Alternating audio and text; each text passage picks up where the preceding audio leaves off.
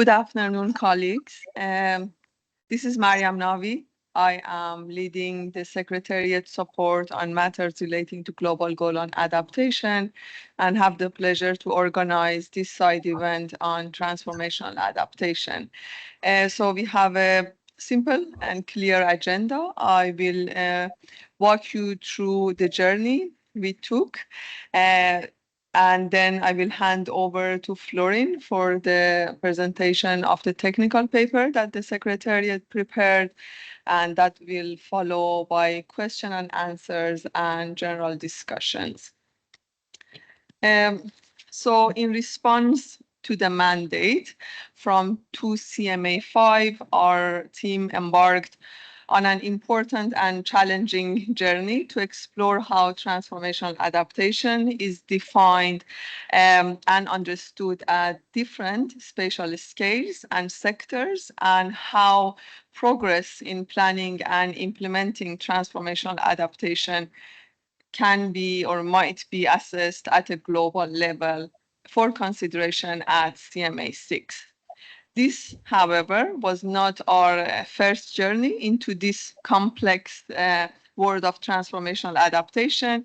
In fact, our story began a few years earlier with the first deliberations on this concept under the Global Goal on Adaptation taking place during 2022. At that time, we sought to understand the ambitions countries had in the face of an uncertain future. For example, what level of ambition did nations aspire to? What were the goals they set in response to escalating climate impacts? Whether they seek to ensure that the basic needs are met and safeguarded, or achieving the SDG over a long term, or realizing the more ambitious aspiration of transforming towards achieving scaled up levels of sustainability and resilience, even within the constraints of a climate altered world. The outcome of this the outcomes of the recent Summit for the Future echoed some of these themes, and this question set the stage for deeper conversations that would unfold in the years to come. In 2022, during the second GGA workshop, we organized a session specifically focused on this subject, bringing together experts from the IPCC and other stakeholders. Then at COP27, the conversation took another significant step forward, and the issue of transformational adaptation was included in the decision 3CMA4, framing it as one of the themes for the subsequent workshops. And the momentum continued into 2023, when the first workshop of the year was devoted to transformational adaptation. This was followed by the COP28, where the UAE framework for global climate resilience was adopted. The framework would go on to guide efforts to enhance incremental and long-term transformational adaptation, acknowledging the considerable challenges faced by countries with limited capacity to implement these approaches. While these milestones were significant, they were only part of the broader story. A great deal of work was done under the umbrella of adaptation, with multiple initiatives advancing our understanding of transformational adaptation. For example, the least developed countries expert group held discussions on the elements of a taxonomy for transformational adaptation during NAP Expo.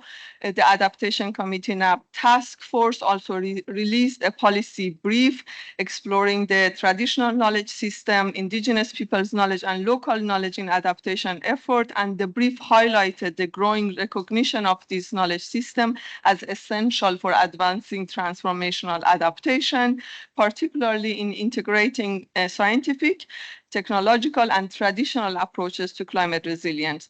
Similarly, the Nairobi Work Program will organize an event at this current session focused on monitoring, evaluation, and learning, including transformational adaptation. Our own journey through this complex terrain has been both challenging and enlightening.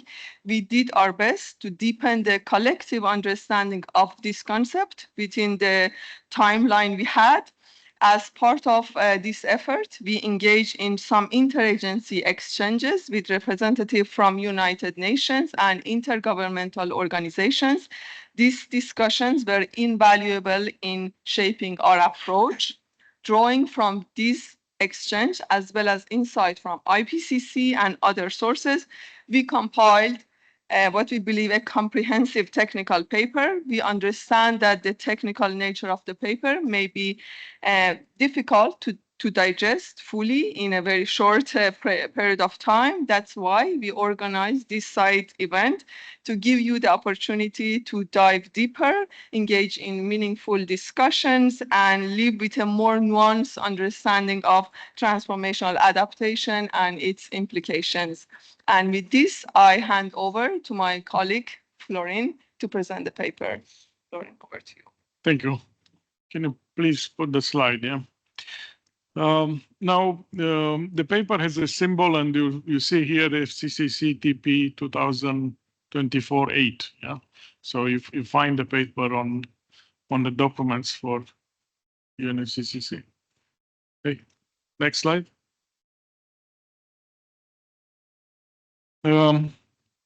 The outline of the presentation, it's basically focusing on the mandate. The mandate we receive, it's very precise. So maybe in discussions you would like to address issues which would be outside the mandate, but please understand that those elements are not included in the paper as we are adhering to the mandate.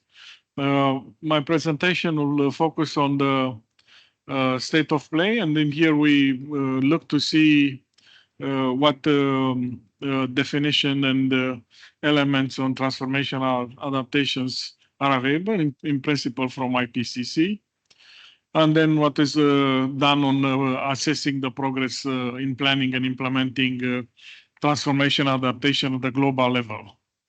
On the presentation, I will have then a few slides on what we call building a common understanding of transformational adaptation. So based on what has been done, how can we now operationalize these things and put them in a form that allow us to progress? And then there would be few ideas regarding the way forward. Yeah. As you can see, the mandate had two distinguished elements. One was how transformational adaptation is defined and understood at different spatial scales and sectors. And the other one to explore how progress in planning and implementation of transformational adaptation might be assessed at the global level. Yeah, we are not requested to look at regional, sub-regional, local levels and so on. What is the narrative of the paper? Yeah, we start with the chapter where we have a bit of context, mainly arguing why transformational adaptation is needed at this stage, and few elements about historical transformations, things that happen which could provide examples, positive and negative, regarding transformations. Yeah. The chapter 2 summarized relevant literature, and as we are under UNFCCC, we gave particular attention to IPCC. Yeah. Now, obviously, the issue of transformational adaptation it was considered by IPCC across the chapters, and we even dig into supplementary materials. Yeah.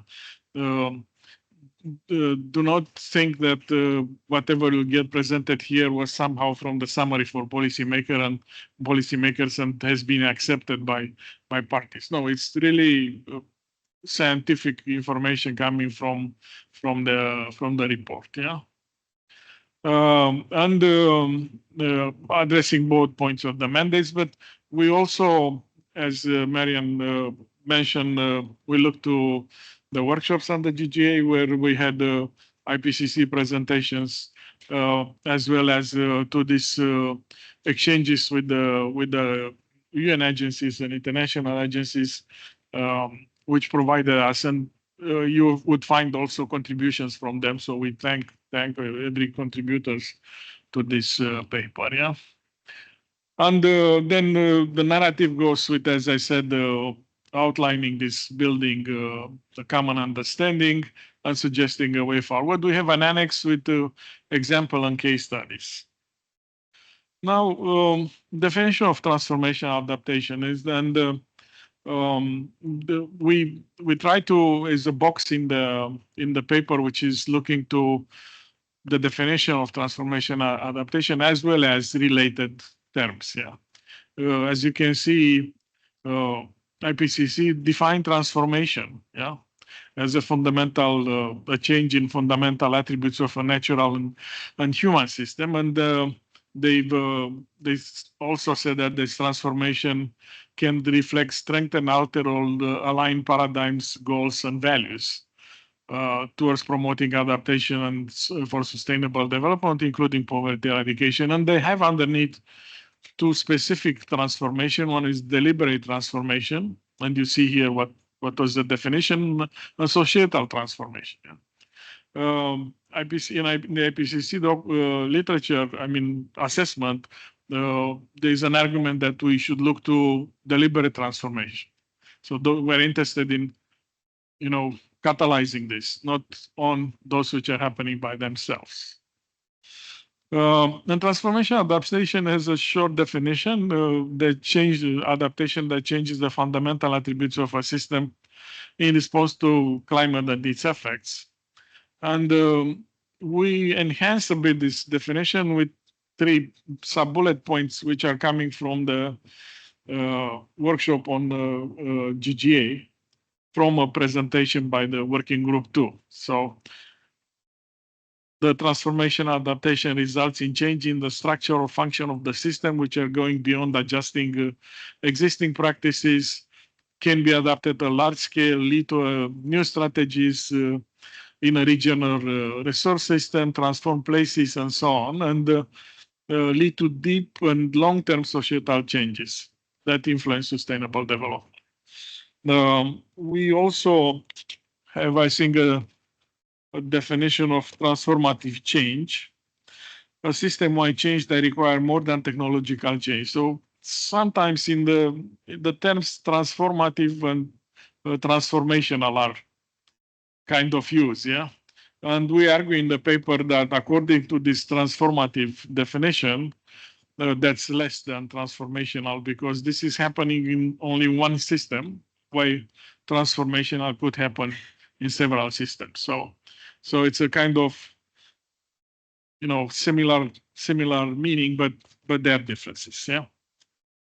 Now looking to this definition, one could see that how transformational adaptation is defined. We don't have anything about, strengthening, aligning goals or values and so on. Yeah.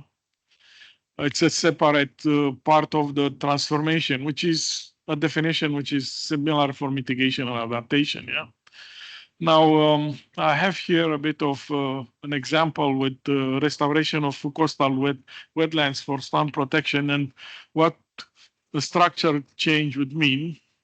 Restoration of coastal wetlands to replace or supplement traditional engineering defenses, and that will be the change. And then functional impact, these wetlands now would, in addition to protecting for against, providing habitat for biodiversity, they will also protect against storms. Yeah. I've used this image here to talk about hard limits and soft limits. Yeah. In the concept of transformational adaptation, you will see later on a dimension of challenging or overcoming soft limits and hard limits. Yeah. And of course, transformational adaptation is part of the solution space as is defined by IPCC. And, the question is how this is related to climate resilient development, which is also in that part of the solution space. Yeah. So we will discuss a bit maybe about this in the next slide. Yeah.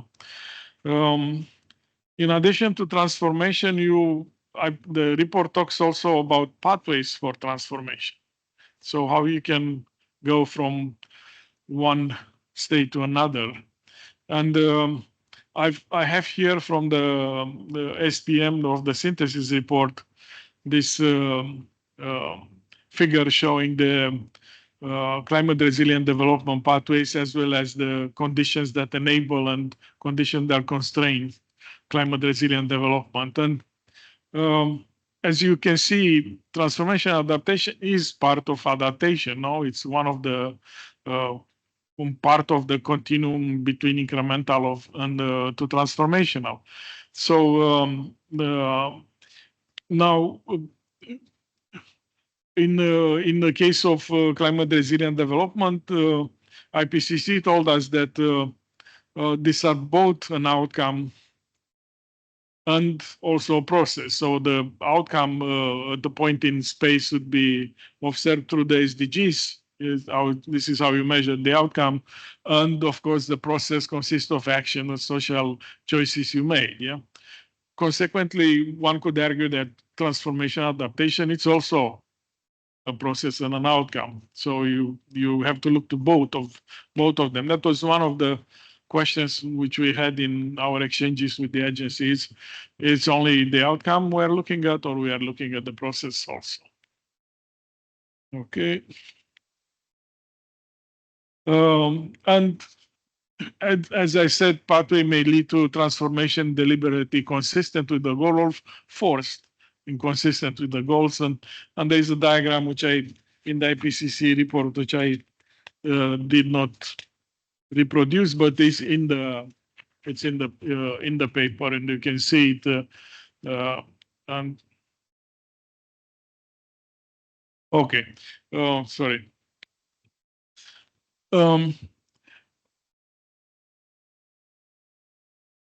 So when we look to this condition that enable climate resilient development, what is specific for transformational adaptation? Is there anything specific or is anything missing? So we don't, when we talk about transformational adaptation, we should not duplicate everything what is under climate resilient development and saying is somehow stronger than in climate resilient development. It can't be stronger. So whatever you talk about finance and innovation, integration of across sectors and timescales, ecosystem stewardship, all of these things are already included and are part of the discussion. Oops, sorry. Can't get with this clicker. Now an example of incremental and transformational adaptation also comes from the IPCC report. It's about incremental and transformational adaptation for addressing health risk, yeah, due to increase in the temperature over 35 degrees, daily temperature over 35 degrees. So you see in the left side, you see the graphic from working group 1, which is showing the forecast. It's in 2040, I think, yeah, 2041, 2060, and how temperature will increase. And then you see at the global level what would be the health risks, yeah, what would be the incremental adaptation with blue, green transformational adaptation, what will be the soft limits, what will be the hard limits, yeah. And I've also put it here for Africa. The original figure has all the regions, yeah. Now, my point here was to show how complicated it is really if you look to estimate all these elements. This is only one risk, yeah. Imagine, and it's already global and regional and so on. So there's lots of complication if you really want to look in assessing what are the soft limits, what are the hard limits, are we at those limits and so on, yeah. And yeah, you see we try to put together some examples, and you see them here. I think already in events around the venue, some of these examples have been already discussed, like reintroducing cultural fire practices in Australia to manage fire risks and so on. And somehow the examples are in the order of the thematic areas in the work on GGA. Of course, there could be many examples, and we try to say what would be the structural change and so on. So there have been several frameworks proposed for looking to the dimensions of transformational adaptation. So why we use the word dimension and not something else? Because we are saying this is a multidimensional concept. So this is why it's a dimension. And IPCC did an evaluation of the evidence of transformational adaptation using 4 dimensions: the depth of deliberate change, the scope scale of deliberate change, the speed of change, and the limits of change. Yeah. By limits, understanding the evidence that you are challenging or overcoming soft limits of adaptation. Yeah. And they also did an assessment of the potential for of transformational adaptation for various adaptation measures. And here you see the 2 dimensions they used. And on the third part, we put dimensions which have been used by the Climate Investment Fund to assess the implementation of adaptation measures. So that all are different things in a way. I mean, and the discussion is here is should we have, one set of dimensions or dimensions which are specific to various aspects of the assessment. I mean, if you look to the adaptation policy cycle, vulnerability, the planning, implementation, monitoring, the evaluation of learning could lead you to say some of these dimensions are specific to some of these steps in the cycle. Yeah, and when IPCC did the evaluation of the evidence regarding existing transformational adaptation, they used operational descriptors. Yeah, and sentences which are defining what would mean low, medium, and high. Yeah. Now, not clear here how the rest of the assessment have been done, but they have different, initial, incipient, high, whatever. And now you in the paper you'll have a matrix, a table, table 5, which is trying to put together the definition, yeah, which I presented, and the dimensions, and how these dimensions are linked to elements of the definition, yeah. And we try to, for example, the fact that that significant changes and shifts in the structure should result in changes in the function of the system. We could say that this is linked to the depth and the limits of change. So if you have very low limits for soft adaptation, yeah, then you can have a deeper change. Yeah, if they are very high, then they can be adopted at a large scale. This is something which is linked with the scale. Yeah, can bring about rapid change, and we said this is the link to speed. Yeah. Can lead to deep and long-term societal changes. Now, this is not part of the evaluation of evidence.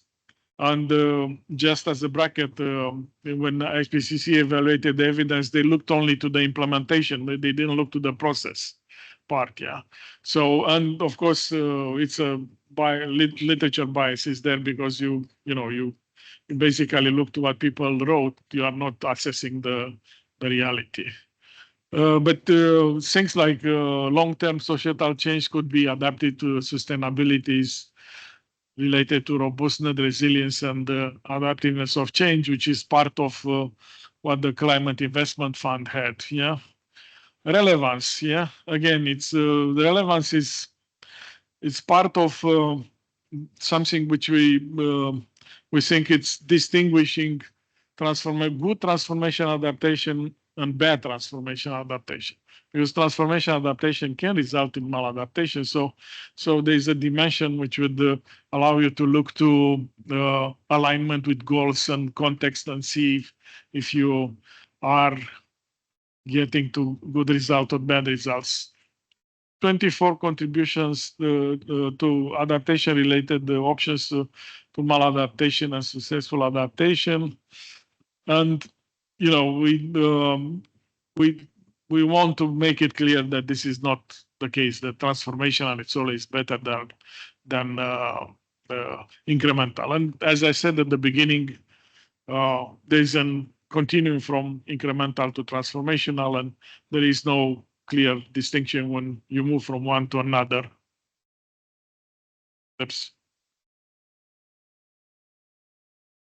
Now, IPCC also said that transformation adaptation does not imply adequacy or effectiveness of adaptation. Yeah, because sometimes low transformation may be sufficient for some climate risk, and high transformation may be insufficient for others.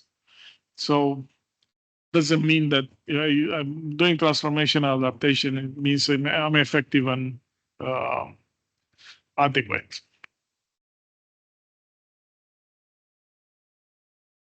Now we have in the paper two diagrams which are a little bit complicated, to say the least. Yes, but what we tried was to say, in addition to time and change, let's look also to what happens with the values and norms and goals, and so because this is something which is distinguishing transformational adaptation from normal adaptation. So you have on this part like a normal diagram, time versus change in the fundamental attributes of the system, and you have various points in time, like the Paris Agreement adoption, the 2021 publication of the AR6, the 2024, the year we are in, the 2030, where the representative climate risk can be assessed by IPCC. 2030-37, it's a study, one assessment we did in the Secretariat. So we put some points in time. And then we said, as goals, if you look to this diagram with goals, paradigms, and values, of course, we have the global goal on adaptation, which was established in Paris, and it's probably at global level the highest goal we can have. Yeah, so it's high here on the diagram. Now we put together this evidence for transformational adaptation on a cube to show you what happens at the global level. So you can see in this cube that there are regions, and then there are sectors, and then you have also the dimensions. Yeah, and for each dimension you have a color code which is saying low, medium, high. Yeah. So if you look to the colors for overall on all, let's say, 3 regions, you see none of them they have something higher than low. So the evidence of transformation adaptation was assessed by IPCC as being low, as happening. Yeah.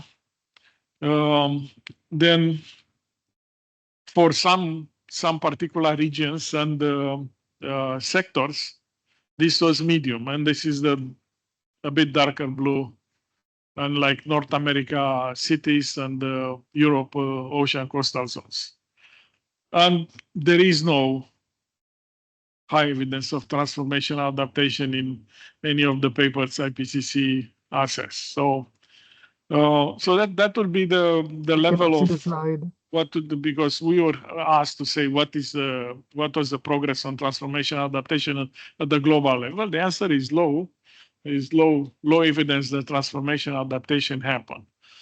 Now, on the same diagram with green, now we have the other assessment of the potential for transformational adaptation. Yeah, and some options like permanent migration has been assessed as having a large systematic change, the high potential for transformational adaptation. A bunch of other options we have been assessed as moderate, and then you have small systemic changes and no systemic changes in things like coastal infrastructure,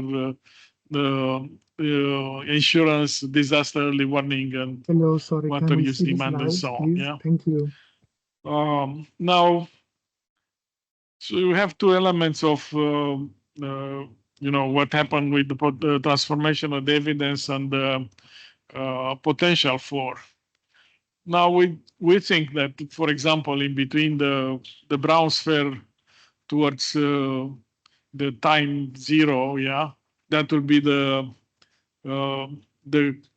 adaptation continuum, yeah, like incremental being in the left hand side, and the other one being in the low transformation, yeah. If you would put the example with on the same graphic, the example with health, which you give you, you see on the left hand side the brown box talking about incremental options, health warning systems, including those targeting vulnerable groups, and you see like what will be transformational in that case, yeah, as an example. And you'll see again in the case of the potential for transformation, what would be the adaptation continuum. Now, the Secretariat conducted also a study trying to look in future, like a horizon scanning study, yeah. And you have in the paper the results using this pastel methodology. And now it's difficult to say how, because you assume that the study carried for future would have some norms and values, but it's kind of difficult to say if that really was, or they were the norms and values of current date. And finally, you see the with number 3 ways of strengthening transformational adaptation in implementation. These things are coming from the Climate Investment Fund. Now, if you want to ask questions, just stop me, and otherwise we'll have to go back, please.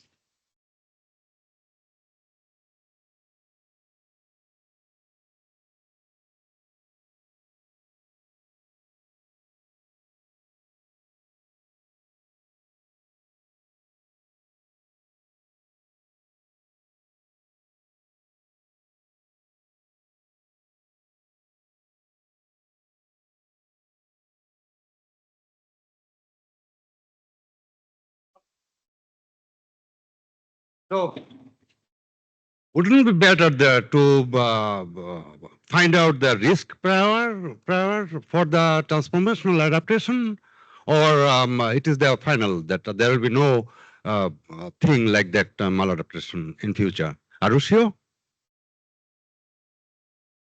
With always the adaptation action was with a good intention, yeah.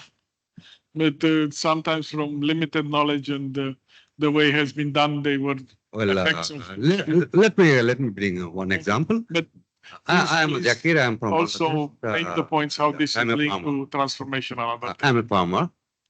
When the hybrid seed or the high input varieties came, they wiped out all our local varieties because it had low production level. After 50 years, we are searching for the local varieties. Where does it? Stored. And we are bringing back the varieties. We are developing the varieties. and we are being resilient with the varieties. So if development thinks earlier the risk associated with the development initiatives, and for sure, no development is risk-free.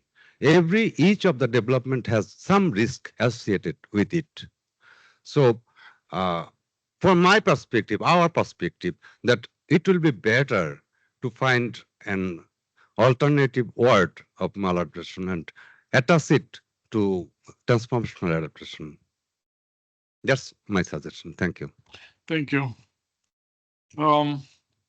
Yeah, I think what I've shown was like some options and the potential for maladaptation. So this was done before in time. Yeah, so you look at them and you understand that if you select one of the options there is a potential for maladaptation. So before doing it, yeah. But the rest of the discussion, it's a discussion in the context of adaptation in general. Yeah, why maladaptation, what happened, and so on. Who is bearing the risks and so on. Please put the slide back.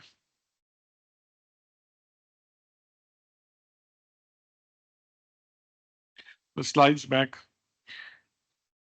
Yeah, thank you. Okay.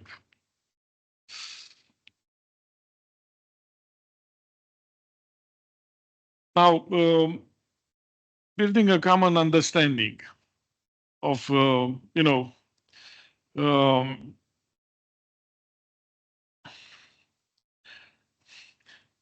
in our discussions with the agency, we could understand that transformation adaptation can be defined based on experience and context and process and outcome and impacts and so on. So there is a need for flexibility across different communities to share the concept. Yeah. So a complicated definition will not really work because there are so many aspects and this context specific and so on. So we think it's better to have a simple definition and then talk about the understanding. What are the dimensions? What are the attributes of transformational adaptation, and how to put that in practice? Yeah. So there are advantages with flexibility. Of course, there are also disadvantages. Yeah. So we said the dimensions should be specific. So if we try to at least identify a set of dimensions, those should be specific to transformational adaptations. Now, some dimensions could be core, like the dimension of depth of change and limits, because this is basically the fundamental change. Yeah. Some dimensions, as I said, may apply to particular stages in the adaptation cycle. The dimensions are strongly interconnected, so you would have to look at trade-offs. And for example, if you invest and you have a large investment in a fundamental change, yeah, that will take long because it's a large investment, but the result could be a very fundamental change. Yeah. If you look to, for example, in agriculture, the change could happen in the next season. So so there are links between the speed, the depth, the scale of change, and there are links to the context also.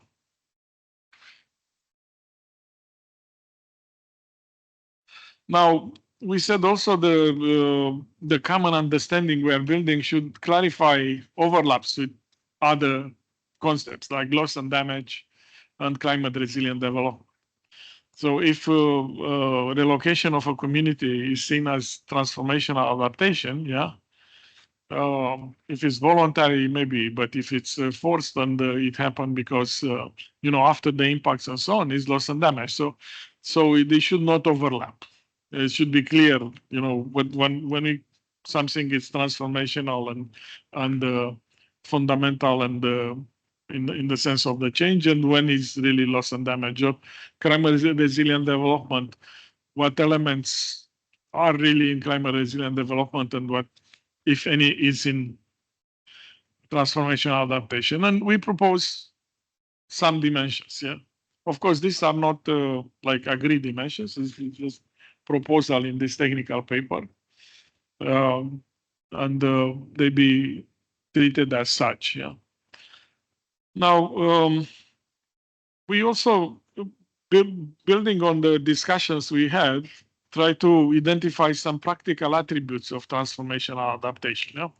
So first, we said if we have dimensions, it's multidimensional, then this will show like this, like a radar, diagram with all these dimensions. Yeah. Obviously, you cannot have all dimensions at high. Yeah. So as I said, there would be trade-offs, and they will look like this. Transformation adaptation, assuming, let's say, this is a global level evolution in time, yeah. From literature, you can see that this could be an S curve, yeah. So like slow at the beginning, and then as things are implementing, and then you limit it. And it is a three-dimensional S curve because in time you also change the norm and practices, yeah. But for in a given point in time, if it was considered as transformational adaptation, it doesn't mean that in 10 years will still be considered transformational adaptation if the norms are changing, yeah? And it could become, it's not challenging any norms anymore, it could become incremental. But it was transformational when at that time, point in time. So this is how eventually the curve will look. And okay, now maybe let's go back. We try to put some attributes under the dimensions. For example, transformational adaptations applies to process and outcome, and this is under deliberate change. Changes change fundamental attributes of a social ecological system under deliberate change. The limit to change challenges and overcomes the soft limits of adaptation. Scale applies to all scales. Speed, sudden shifts in views, perception, attitudes, norms. It could be disruptive. Then the dimensions which I'm saying are pertaining to good transformation adaptation, alignments with goals, positive outcomes, long-term perspective, remains persistent. Yeah. And then the elements relating to sustainability, robustness, resilience, and adaptiveness of change. The process is dynamic, yeah, with changes in values, and this is part of this Z-axis, let's say. Some are saying the transformation adaptation pertains to very high ambition, yeah. And then we should have a, envision futures and look to those with horizon scanning. Yeah, there are other attributes like centrality of justice and just transition. Now, why I'm saying this is this is normal to adaptation, but because this is transformational, could have huge impact in future. Then maybe you have to consider it more carefully. Yeah. How just is this, because it could be a very long time outcome, yeah, which people will have to live with it more than they can't adjust it very simply. You have to have a system thinking approach, thinking about feedbacks, loops, causality, system mappings, and so on. Trade-offs become a lot more complex geographically, temporally, across sectors. Changing in paradigms could clash with different things. Complexity integrates socioeconomics, cultural, governance aspects, and so on. And context specific, yeah. So these are kind of attributes of transformational adaptation which resulted in from our discussions with the UN agencies, other relevant agencies. Now, I think I'm approaching the end of the presentation, and connecting the transformation adaptation with specific targets. And here, this idea of indicators that could be for transformation adaptation. Of course, if you have specific indicators, you have to have indicators for depth, speed, limits, all those dimensions which we mentioned. You would have indicators to how stakeholders are involved, including marginalized groups and so on. Indicators to explore the need for capacity building and how capacity building from incremental to transformational will change. Yeah. And track actions on enabling environments. And various other indicators we put here, but I think it would be difficult to do this at this point in time, and when normal indicators are in the debate still.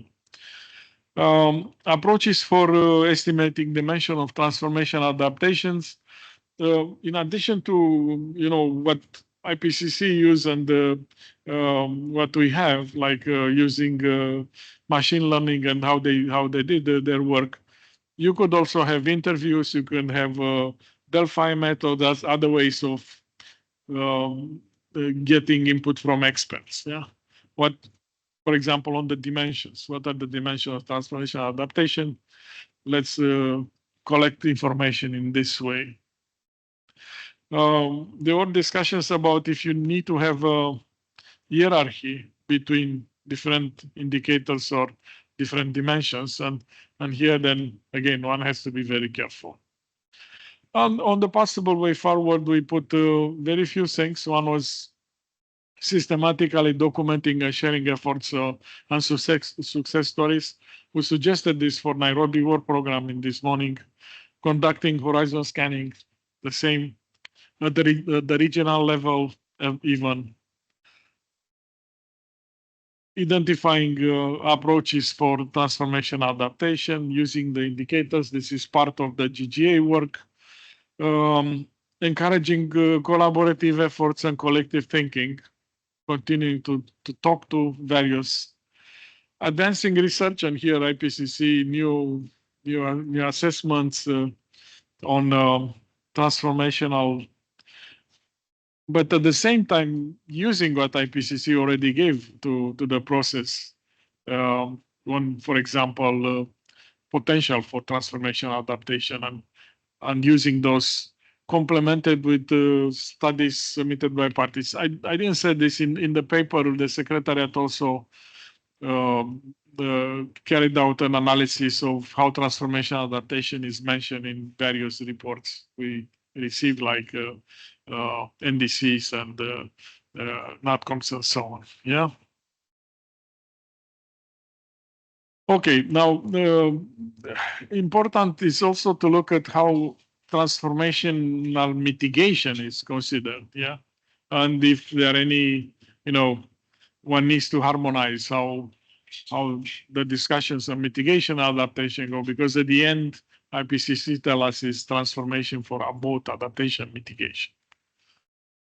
Okay, thank you very much. That was my long presentation. Sorry.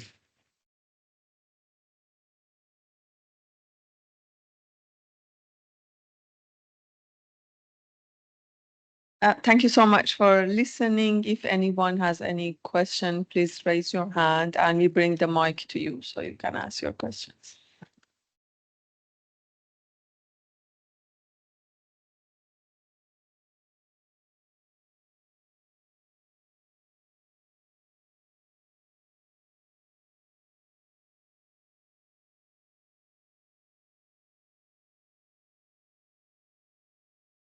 Hello, this one.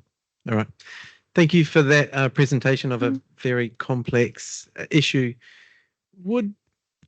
If you go through the process, your steps 1, 2, and 3, and it seems that the core parts of that evaluation processes rest on step 1, which is the dimensions.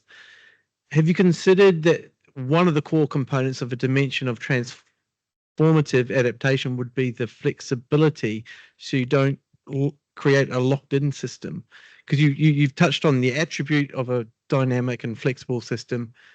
Would it be better to bring that up at the front end for transformational adaptation to make sure that it creates a flexible system that can adjust to this complexity that we live in. It's just a thought. Thank you.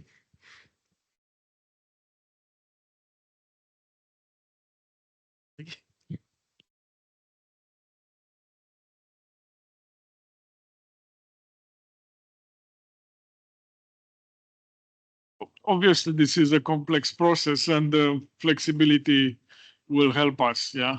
The worst will be to try to start on the agree, political level, but why we do not really understand completely how things are. So that's flexibility allows for regional, local context to be considered and included. We just did an analysis of what exists, yeah, and suggested few things, but how this is taken forward, it's not known yet. There are many other complexities added, like the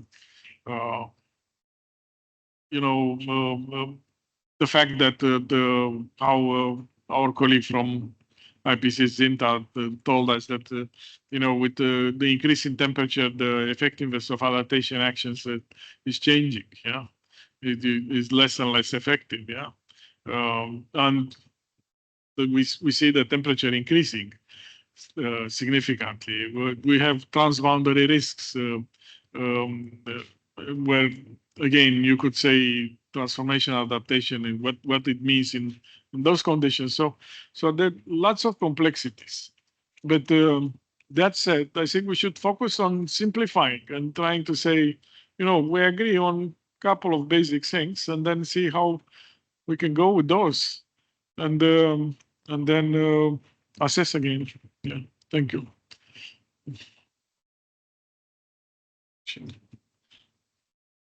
Yeah, get the microphone, otherwise we can hear you.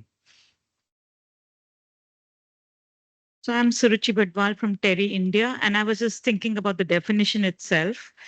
Would it mean different things in different regions? The definition itself, when we're talking about transformative adaptation, and in different contexts, it may basically play out differently, the whole definition of transformative adaptation. I was just thinking while you were presenting the slides, of course, it's a concept that we are looking at, but something that may be transformative in a particular region, in some other region, B region, it could be something else that is transformative. And therefore, the definition itself for me has a flexibility within itself with regards to how it is utilized. So it's just a question, it's a thought. I haven't thought about it, but I just want to understand. As long as the definition is changing the fundamental attributes of the system, what are the fundamental attributes of the system in a country or in the region or in an ecosystem here or another ecosystem in another part of the world, yeah? So that's quite general, yeah? But when you do it, you try to put it in practice, the context comes in, and then it could be, you are challenging the norms in a country or in a region, could be some norms, and then you are changing those norms. You are not doing, you are not going to exist with the existing practice, yeah. But even in other community could be. So I think it's flexible enough to accommodate. We're suggesting, for example, when you do ideas of horizon scanning, I mean, what will be next? Not to do it at global level, to do it at regional level. And that was one of the suggestions we put on the screen. So that because in the evolution of the adaptation measures in a region could be different than other region based on their development. Yeah.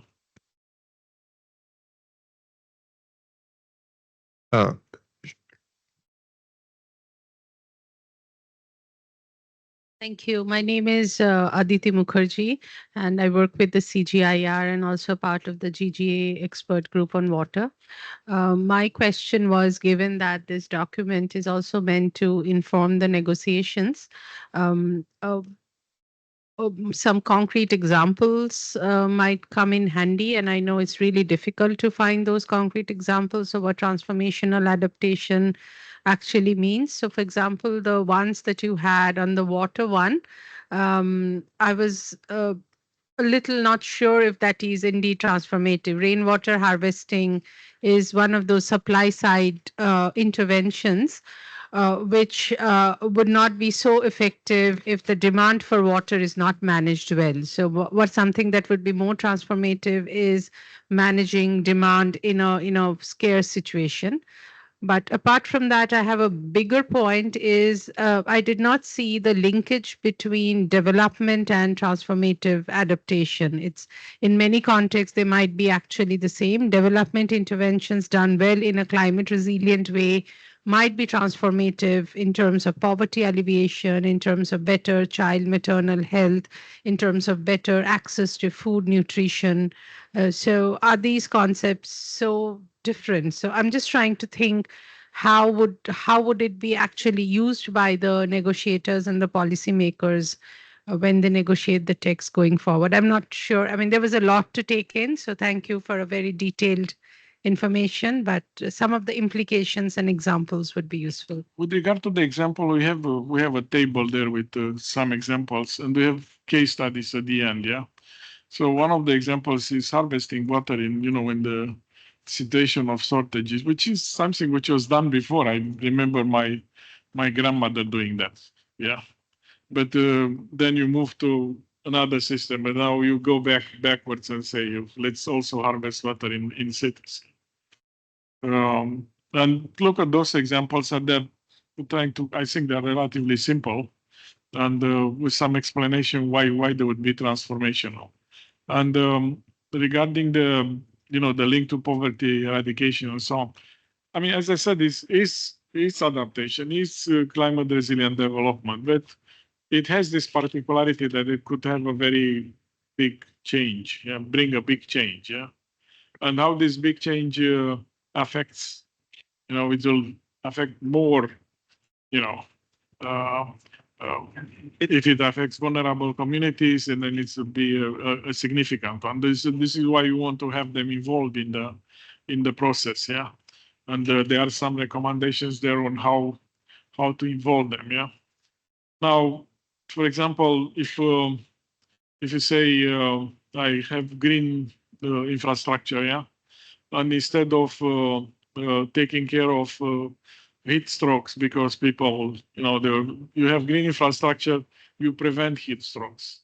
So people will get better off by not being sick and going to hospitals, because you can do this, and you can see this is as a transformational way of addressing the heat islands in the cities like heat strokes. So, but this is why we had as a first part for way forward a systematic collection of case studies and the examples and so on, and explanation of all those things, so that it becomes clearer what is meant by transformational adaptation. Thank you.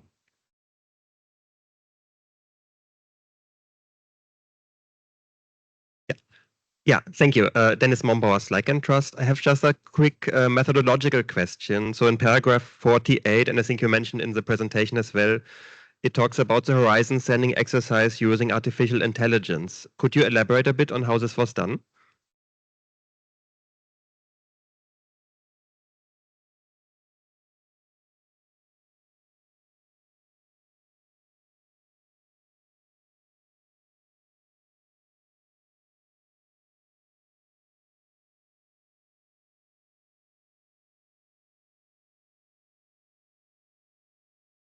For example, we said if you want to assess the potential of transformational adaptation to future risks like they did, yeah, what would be the norms in 2030?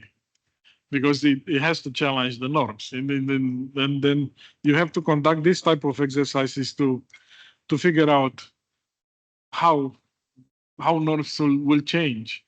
And this is why we did that pastel analysis to see So, but we are not clear if IPCC did that when they did the assessment of potential for representative risks. Yeah. So, sorry, just to clarify, so my question was more on the use of the artificial intelligence in this horizon scanning exercise. Could the artificial intelligence, the AI use in the horizon scanning, could you explain yes, how this was done? in the PESTEL one, yes, this is how it was done. Yeah. I was not part of that exercise, but you would see the political, the economic, technological aspects and adaptation measures. And then AI was used to scan and come up with a potential future for those. So, Regions, the papers were not as other regions. So yeah.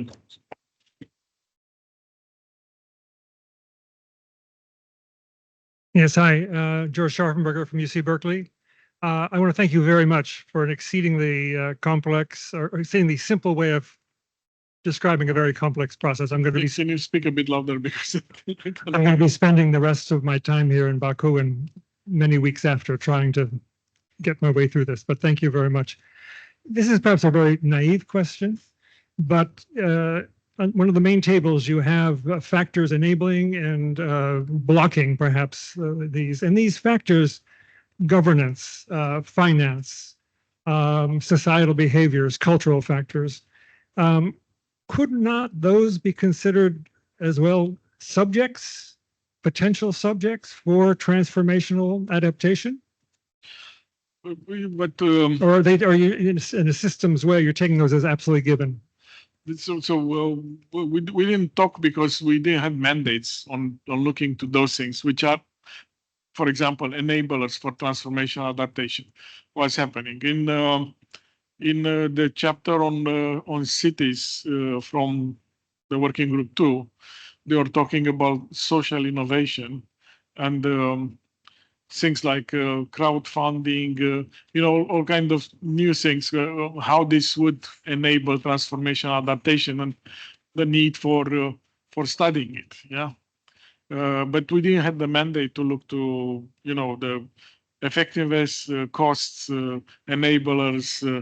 We didn't have the mandate to look to progress by regions. We had the mandate to look to the definition and the global progress. That was what we had. So.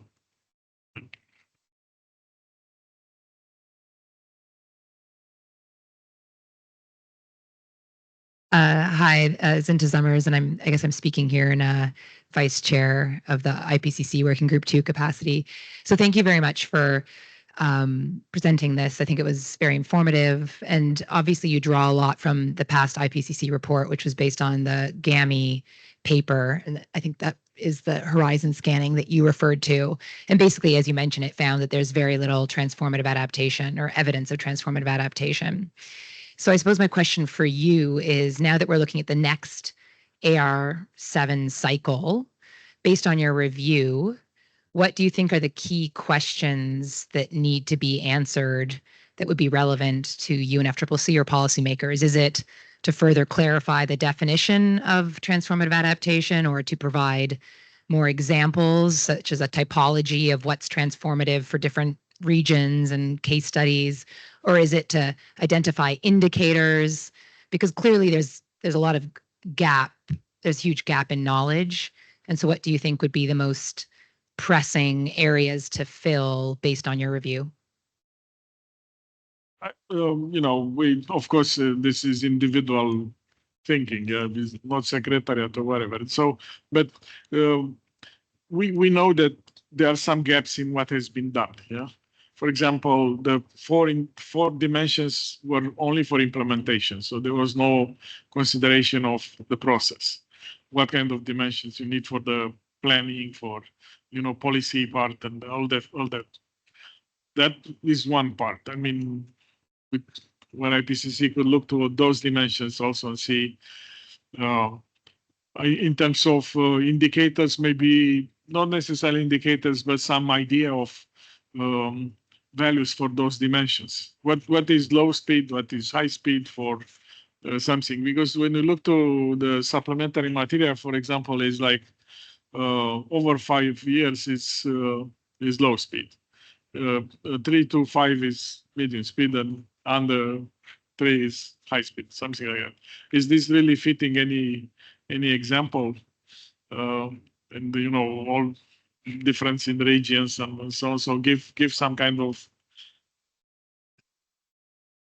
qualitative in a way, but at least you understand what is it. And then there is the issue of this theory of change. I mean, how what elements are there? How do you drive the change and enablers, and if simple things could be. That's few ideas, but of course they may be others. You see, even people are looking for examples, and we compiled some, but I'm sure the IPCC could do a much better job in having examples very significant and so on. Yeah, I was talking about compiling examples. Maybe IPCC can also compile some examples.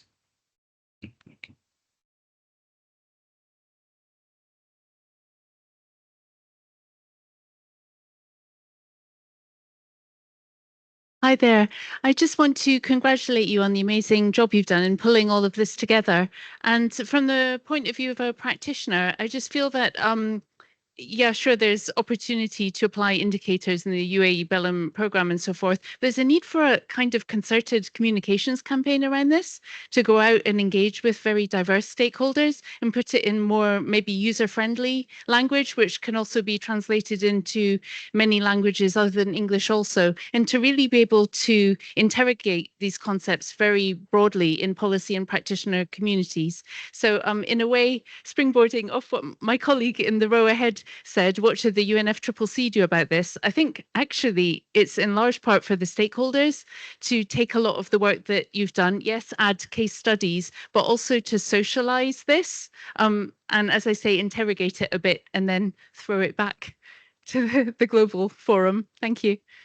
Yeah, you are right. I mean, this is a technical paper, and then as such is technical, is not for my wife said I read it and I didn't understand anything. So it's not. I said you can develop friendly materials on this, but first you have to have the scientific part clarified, and then you can simplify. So our role now was to look to the technical part, and then this is what we did. You are right. We should try to do some exercise. I mean, usually it comes to creating a very easy to read, summary or something.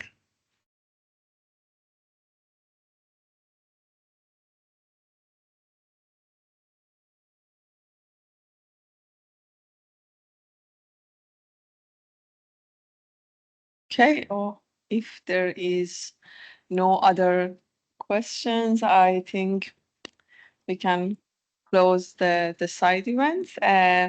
UNFCCC Secretariat is grateful to be entrusted with this work, and we hope that this side event help to provide some clarity, and we look forward to the decision from CMA 6 on this technical paper and potentially the way forward. Also wanted to add, because there was a comment between the link between the technical part and the political. I was coming before this side event from the high-level event organized by the presidency, when quite a lot of ministers highlighted the importance of transformational adaptation, and that COP29 should deliver on that.